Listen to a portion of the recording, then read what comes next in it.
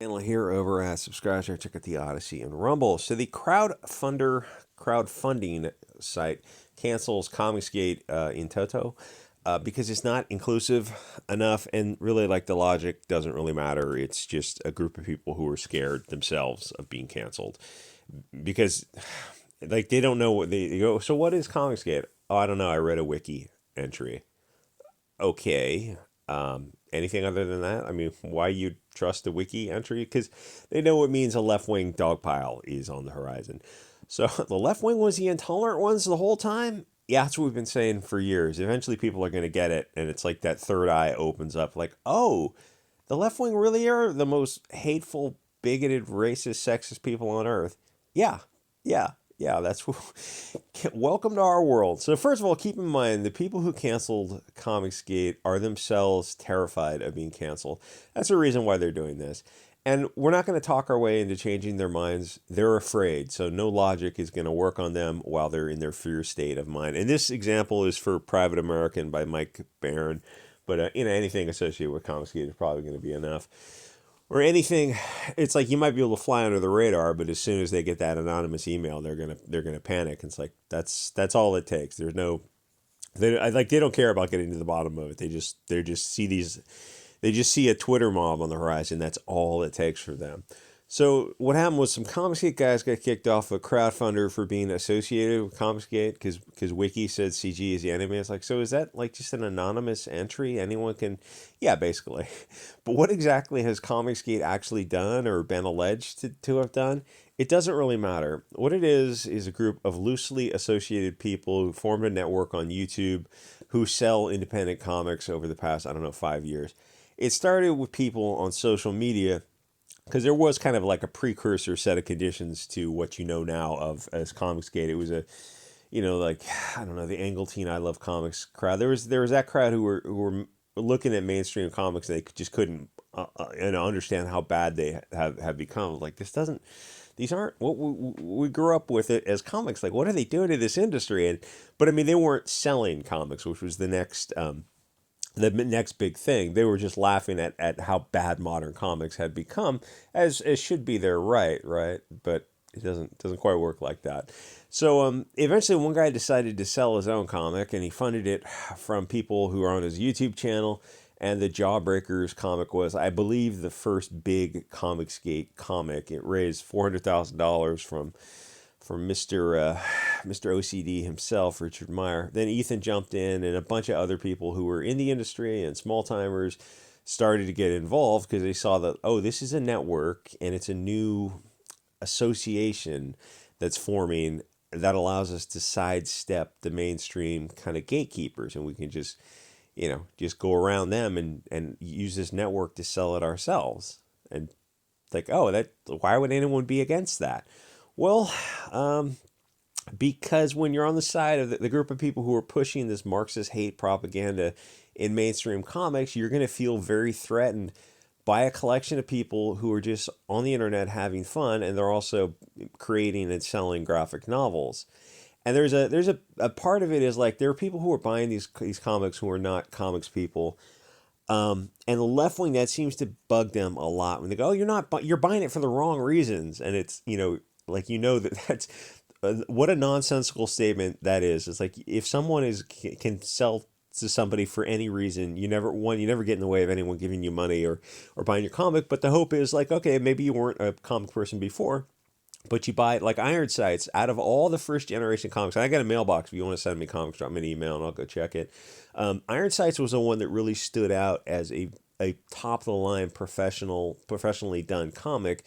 Ibai Canales did the art, and Myers wrote it, and it was just a well done. It was so much better than anything in the mainstream in years, and it was just a simple comic about two guys are on the border or whatever, stopping smugglers or something like that.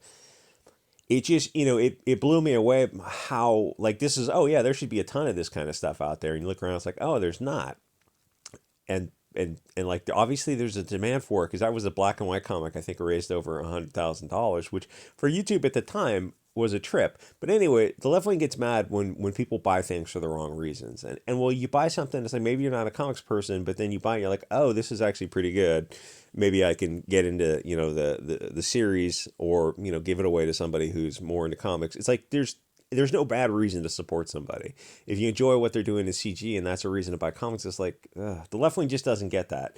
Anyway, it's a pretty simple thing, but that's not the key part. The issue was that they were rejecting, the whole movement was a rejection of the mainstream stuff. Because with the mainstream stuff was, basically bullshit propaganda, and it's very much a problem for the commies in the mainstream comic industry that people are not on board with what they're selling. Not just rejecting propaganda, but that COMICSGATE was able to sell an alternative. That was a problem because it hurt their narrative, because woke comics just did not sell very well. So the mainstream people were saying, oh, it's just the industry in general, which it doesn't make sense, because you have COMICSGATE on one hand, starting to sell small amounts, and then on the other hand you had Japanese stuff and even Korean stuff that was selling amazingly well. And it's only American Marxist, anti-white, misandrist hate comics that don't sell. And for manga and American stuff, Marvel, DC, Dark Horse, and Image, you compare those to the stuff the East is selling. You're like, oh, can we compare and contrast? And you look at the Americans, are like, no, we're not going to do that. Like, why don't you guys just do the stuff like make them like your Japanese comics? Why don't you do that?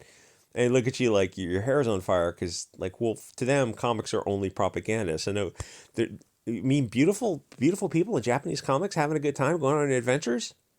Yeah, we're not going to do that. Why not? I think that it's like Japanese market is so, it should be so much smaller, and yet it manages to outsell everything in America. Anyway, so they were offered an alternative in COMICSGATE, and even the manga type of stuff. People are going to take it, and COMICSGATE slowly started growing from that that stuff. And that hurts their narrative, because people are willing to pay more for something different that is not just this every bad character is blonde haired and blue eyed type of anti-white nonsense. And you'd assume that the left wing Twitter crowd would support the small businessman, but they don't. Comics to them are only a vector to push propaganda. They have this new world order in mind, and they will keep pushing cringe until they get it. So they tell Mike Barron, since he's associated with COMICSGATE, he can't sell on Crowdfunder unless he disavows COMICSGATE, because they got these anonymous emails from, some blue-haired weirdos themselves.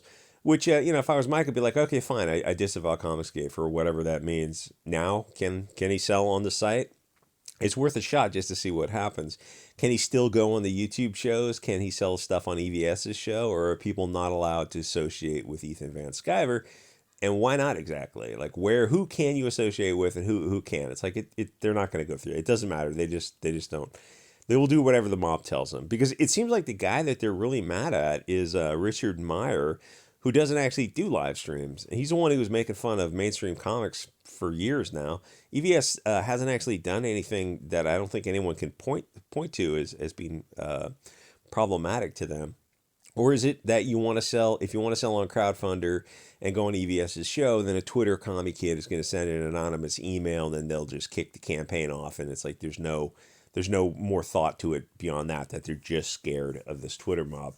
So who exactly are you allowed to associate with if you want to sell on Crowdfunder? Can you go on? If you can't go on YouTube shows and sell the comic, then it's not going to sell. That's how social media networks work. They use the shows to cross-pollinate and sell very successfully. What if, I mean, you got to think of like how amazing it is that these people started a network on YouTube to cross-platform and sell their own stuff, and they managed to do it successfully. You would think that would deserve a little nod of respect, but when you're going against the narrative and you're making them look bad because your alternatives are not this insanely woke, Pravda type of propaganda, then suddenly they're not so cool with it. Anyway, so what if EVS himself disavowed CG? What if everyone in the mainstream, all the big six-figure type of name campaigns, what if they all disavowed COMICSGATE? Obviously, it wouldn't matter, because like these people don't know these crowdfunders. They don't know what COMICSGATE is. All they know is that they read the wiki and they get anonymous threatening emails. The left-wing comic crowd will form hate mobs, and Crowdfunder doesn't want to stand up to them. But again, if I was selling comics, I'd tell them, hey, I disavow COMICSGATE and sell it on their site, then make them kick you off anyway. And it's not COMICSGATE. It's just anyone the mob tells them to hate, they'll hate. Which is why COMICSGATE really needs to put their funds together, form a company, and build their own crowdfunding site. And one interesting thing the Terms of Service said was that you had to have an inclusive ideology to use their platform, which sounded like groupthink or something really bizarre. But I mean, it was so vague. It's like, what exactly does that mean? The people in the comics, the storyline, the narrative, or the people you're networking to, the people who work on the comic? What is that? What does that mean? It means whatever they want it to mean. And the thing is, how is COMICSGATE not inclusive? Are they planning on banning left-wing comics if they're not inclusive to Christians or are anti-white? Or, as I suspect, the rules are only going to apply to one side. The rules are pointless. They're just so vague and meaningless that it just means they'll do whatever the mob tells them to do because they're scared. COMICSGATE can't disavow itself because it hasn't actually done anything wrong. I think Myers has had a back and forth with people in the mainstream industry that was very much a back and forth. People shouldn't get special protection because you believe they're part of a protected class. That's nonsensical. I think the Twitter crowd is kind of confusing Richard Meyer making fun of comics from for 4 or 5 years now to everyone else who sells comics now who is loosely associated with COMICSGATE. Half of them probably don't even know who Diversity in Comics is. Anyway, the original sin of Myers is tainting anyone who sells in the COMICSGATE network. But what was his original sin? He reviewed bad comics. Are you not allowed to review bad comics if they're by women? It seems like there's become two classes of society for the left wing. If you're a male of European descent, especially if you're Christian, it can be criticized. But if it's anyone else, it's off limits. Or even if you're a female European, but you have the wrong politics, or even if you're a pox, but you have the wrong politics, you're Christian conservative. It's like, well, you're still persona non grata. So yeah, it's basically where we are now. It's either the soft bigotry or lowered expectations or something similar, where they feel that some people need to be handled with kid gloves. They view these people as marginalized and oppressed. And you go, oh, well, we view ourselves as marginalized and oppressed also. Oh, but it never happens because you're just never going to have a discussion with these people, and it's all appeal to emotion anyway. It's gotten so bad, and these people are so scared of being canceled themselves. You can't even be on the same shows as the people associated with EVS or Myers. Keep in mind, his original sin is laughing at bad comics, except that they were written by protected classes of people. Myers' mistake was in treating them equally. The left wing flat out does not treat people equally. When we say that they're the real racists and sexists, we mean it from both perspectives because they're anti-POC, anti-European, misandrist, and misogynists. They just hate everyone. They hate you, but they also have this low expectations of people that they identify as marginalized. In their minds, you may not criticize someone's material if they're part of this protected class. Otherwise, that means in their mind that you're istophobic. It's nonsensical because they can't define any of these things. There's no logical construct to this. It's all an appeal to emotion. It doesn't matter. They don't know what they're doing. They're brainwashed by this Bolshevik terror, and they live their life in fear of saying the wrong thing and getting canceled.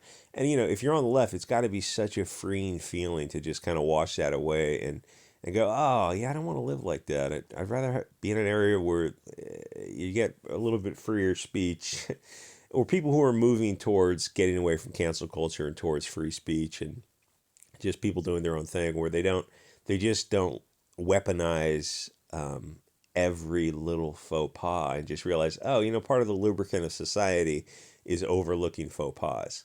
And that's just you're just going to have to get along that way. Otherwise, you're going to be constantly fighting each other. And it's this paralysis of analysis where the left wing, everything the left wing puts out is crap because of that.